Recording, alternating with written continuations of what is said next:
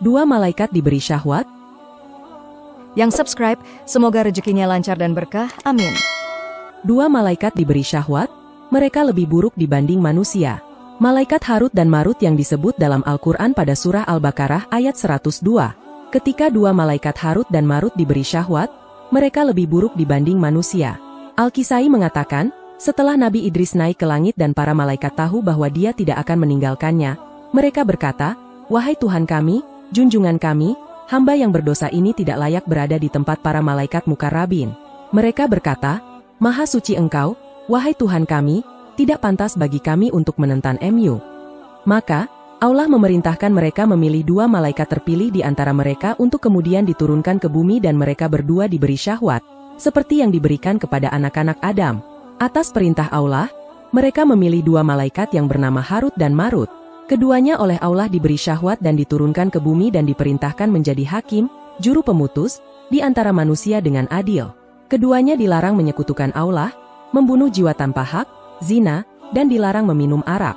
Mulailah keduanya menjadi hakim di antara manusia dengan benar di siang hari.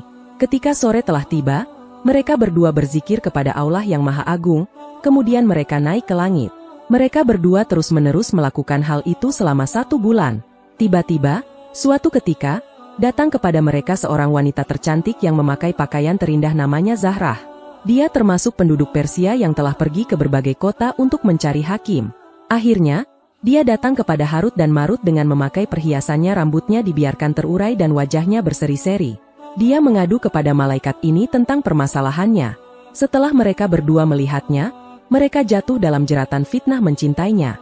Wanita itu pulang dan di hari berikutnya dia datang lagi kepada mereka berdua.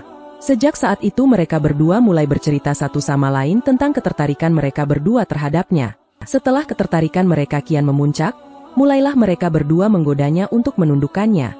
Wanita itu menolak dan pulang. Kemudian di hari ketiga, dia datang lagi kepada mereka.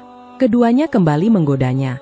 Akan tetapi, wanita itu tetap menolak dan berkata kepada mereka berdua, "Aku tidak akan memenuhi keinginan kalian berdua, kecuali kalian berdua melakukan apa yang aku inginkan, yaitu kalian harus menyembah berhala dan meminum arak." Mereka berkata, "Hal itu tidak mungkin, sebab Allah telah melarang kami melakukannya." Mereka berdua menolak keinginan si wanita dan si wanita pun menolak keinginan mereka. Dia pun pulang. Akibatnya, kerinduan mereka kian bertambah. Akhirnya, mereka berdua pergi ke rumahnya. Setelah sampai, mereka berdua mengetuk pintu. Kemudian wanita itu menyambut dan mempersilahkan mereka masuk. Dia suguhkan makanan untuk mereka, kemudian mereka berdua makan. Setelah makan, mereka terus menggodanya. Akan tetapi, si wanita berkata, "Kalian telah tahu apa yang aku inginkan dari kalian berdua." Mereka berkata, "Syirik dan membunuh kami tidak mau melakukannya, sebab keduanya itu dosa besar.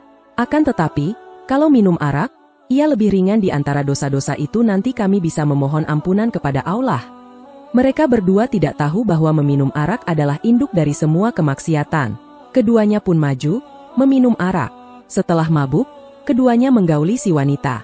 Ternyata perbuatan mereka terlihat oleh seseorang. Akhirnya, orang itu dibunuh oleh mereka karena takut kalau dia menyiarkan perbuatan mereka. Lalu si wanita menyuruh keduanya untuk sujud kepada berhala, dan mereka pun sujud serta menjadi kafir. Dalam hal ini, seorang penyair mengatakan, "Aku tinggalkan anggur minuman dan meminumnya. Jadilah aku teman bagi orang yang mencelanya.